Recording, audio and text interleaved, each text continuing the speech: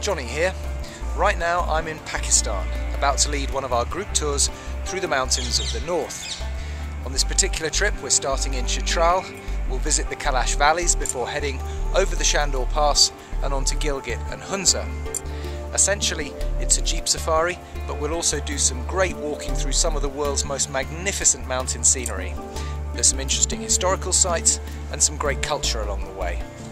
Incidentally, this was the first trip that Wild Frontiers ever did way back in 1998, and for my money, it's still one of the very best.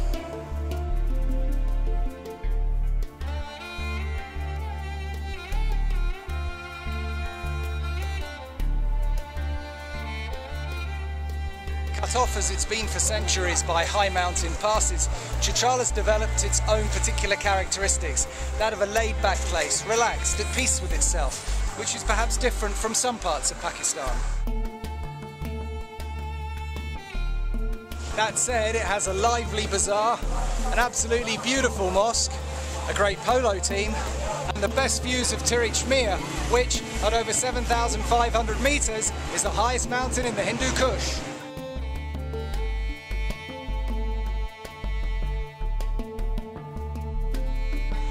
This is Jetrel Fort, and it was here in 1895, just after the last great Mete or king had died, that a small detachment of British troops found themselves besieged by an army of Afghans hell-bent on claiming the throne.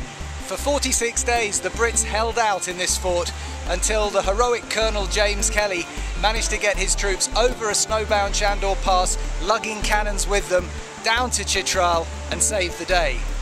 Of course today it's in dire need of renovation, but in the old days it must have been quite a sight.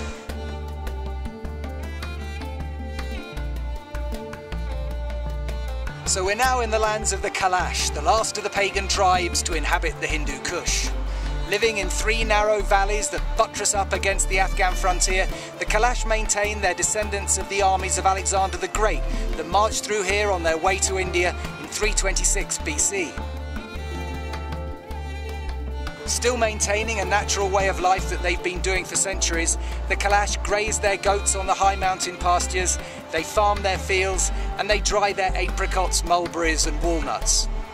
Worshipping a plethora of animistic gods 4 times a year, the Kailash enjoy festivals of music and dance when they give thanks for the season past or ask for help for times to come. And this is one of the best times to visit the Kailash and experience their unique culture. We were lucky enough to enjoy some impromptu night dancing last night.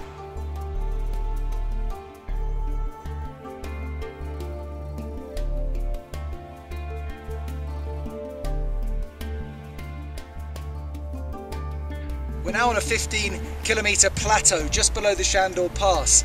It's known as the Langar, the term which means free kitchen, and it's here that the local shepherds bring their yaks, their cows, their donkeys to graze during the summer as a communal grazing land.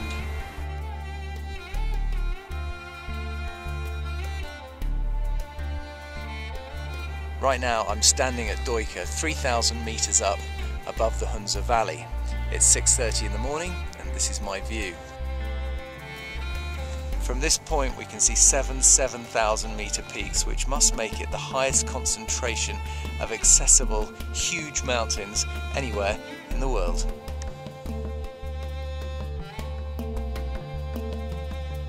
So besides fantastic views, what else is Hunza famous for? Well, longevity. Apparently there are many septuagenarians living in these valleys. Secondly, handicrafts, which, in my opinion, easily rival Kashmir. And thirdly, fruit, and in particular, apricots, which you can see now drying on the top of all the rocks and rooftops of Hunza.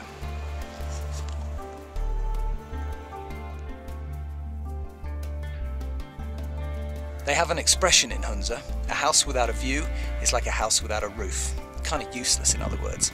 And it's hard to imagine them ever building a house here without a fantastic view.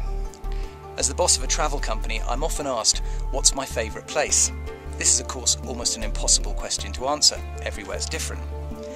But if I'm asked what's the most beautiful place I've ever been to, then I have little hesitation in saying the Hunza Valley. From Hunza, you can head east up the Indus to Skardu. This is where most of the trekking and mountaineering expeditions head out from. Our own annual K2 charity trek starts from Skardu every September, raising money for the Wild Frontiers Foundation and in particular the Balagon School, which we've been supporting for the last 2 years. You can also stay at some fantastic hotels, particularly the Kaplu Palace and the Jetrel Fort.